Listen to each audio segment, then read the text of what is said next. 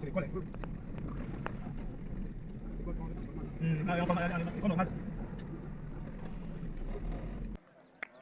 Bonjour, bonjour. Marqué Zonzé, journaliste depuis Meillan dans la commune d'Ontoum, plus précisément au premier arrondissement de la commune d'Ontoum, dans ce fief natal d'une certaine membre du gouvernement de la République. Suivez mon regard. Alors que dans tout le pays, ailleurs dans tout le pays, les opérations de vote ont commencé. Ici, il y a eu beaucoup de manquements, beaucoup d'irrégularités, compte tenu à dénoncer les populations autochtones de Meillan. Allez voter chez vous. Vous n'allez pas. Ça s'est duré pendant 60 ans. Vous n'allez pas. Qui a voté ici le chef du quartier? Qui n'est pas le chef du quartier.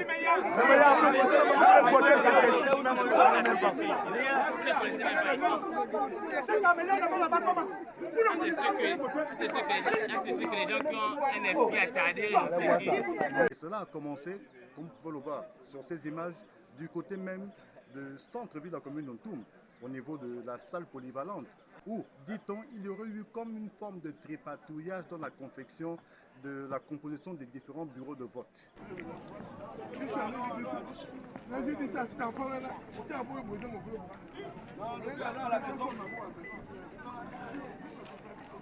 Et les autres candidats et la population elle-même s'en sont offusqués et ont demandé à ce que les choses soient revues.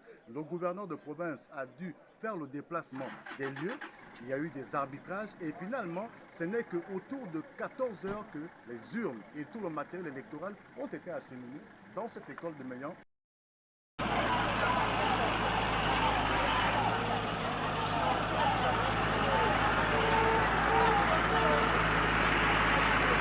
Oh, bonjour.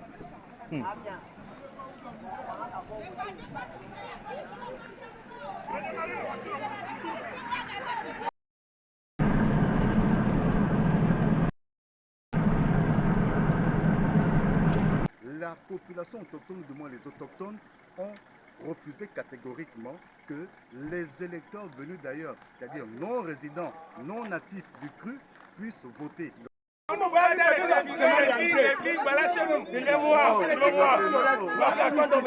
suis notable dans ce village.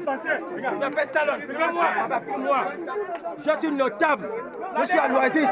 Je m'appelle Antoine Dormita. Ça, c'est mon village. Qui n'est pas de Meillan, ne vote pas à Meillan. Point barre. On ne casse rien, on ne tape personne. Nous sommes dans nos droits.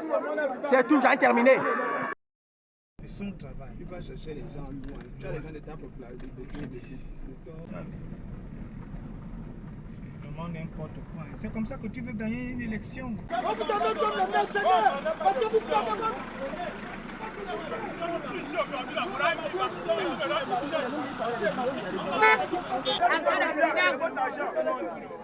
Allez tous, vous n'allez pas voter.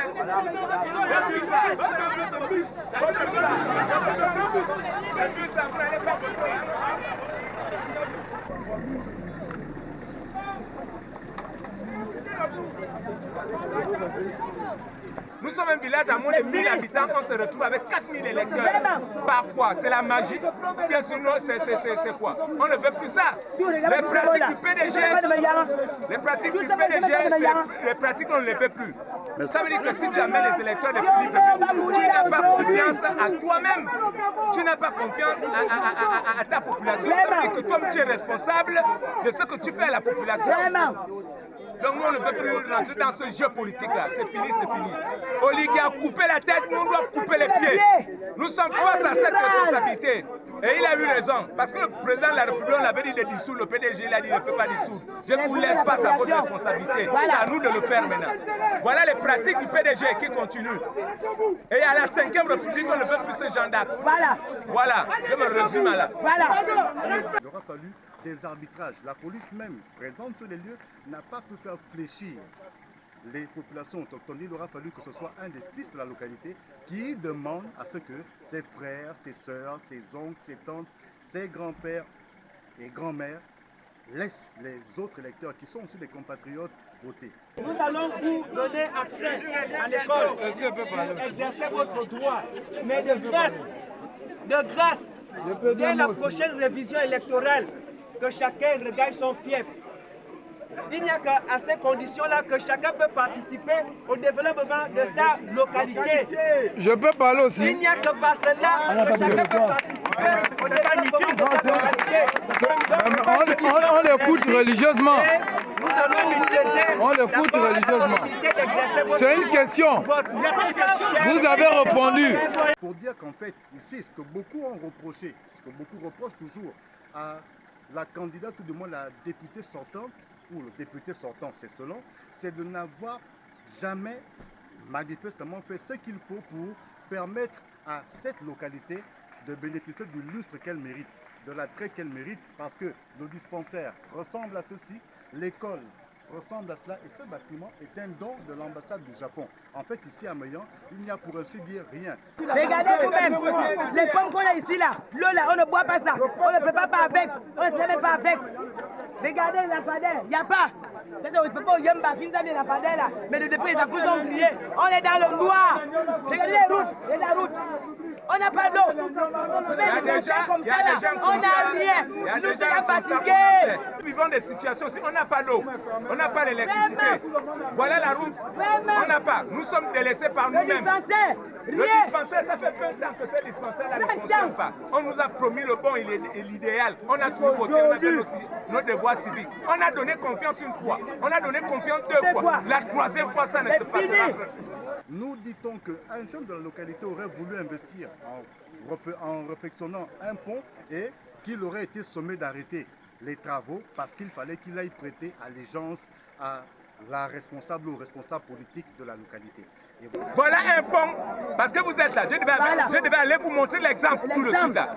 Un pont que Oligué a donné la responsabilité de construire par un jeune Gabonais qui fait dans la construction tous les ponts que vous voyez à Libreville, les traverser avec Wi-Fi machin. Voilà. On est venu mettre le pont là ici. Là. On a bloqué ce pont là. Pourquoi? Parce qu'on n'a pas demandé, ils se sont dit, vous n'avez pas demandé l'autorisation à l'autorité. Pendant que ce garçon là, il est en train de vouloir développer le village. On a dit, si vous voyez le pont là, vous-même vous allez même couler des larmes. Un pont qu'on n'a jamais vu au niveau de Meillan, avec Wi-Fi.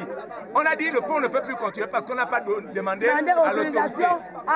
Vous croyez que si vous voulez investir chez vous, vous avez votre argent, vous voyez les populations se souffrir, vous allez prendre votre argent et moyens et construire. Mais vous dépendez pourquoi? Donc c'est les choses que nous vivons ici là. On vit mal et on ne peut plus continuer à vivre comme ça. Voilà donc qu'il aura fallu négocier plusieurs heures durant pour qu'enfin les électeurs gabonais venus de Libreville et d'autres localités du pays qui ont été inscrits parce que malheureusement la loi électorale gabonaise permet qu'on puisse se radier ici pour s'inscrire ailleurs, pour donner des voix à quelqu'un, sans que cela, sans qu'on sache exactement ce que ça va apporter aux populations locales. Mais voilà, il aura donc fallu négocier pendant plusieurs heures pour qu'enfin les opérations de vote puissent commencer. Or, la loi électorale stipule que dès qu'il est 14 h, si les opérations de vote n'ont pas commencé, ben, il y a tout simplement annulation du scrutin et c'est ce qui s'est passé. Le vote a été annulé à Meillan. On ne pourra pas s'en prendre aux populations locales, mais plutôt aux autorités compétentes qui, du fait d'une mauvaise loi électorale, d'un mauvais article électoral qui permet qu'on puisse se balader, transporter des bœufs votants d'un point à un autre du pays, ben, on arrive à ça. Il y a des problèmes d'électricité, il y a beaucoup de problèmes de logistique, il y a des salles dans lesquelles il n'y a pas d'isoloir, il n'y a même pas un tissu pour permettre qu'on puisse voter en toute intimité. Tout se fait pratiquement de façon sommaire et voilà donc la situation, une situation qui est symptomatique de pas mal d'autres localités du pays. C'était Marquis Edzan depuis Meillan et très bien, on avance.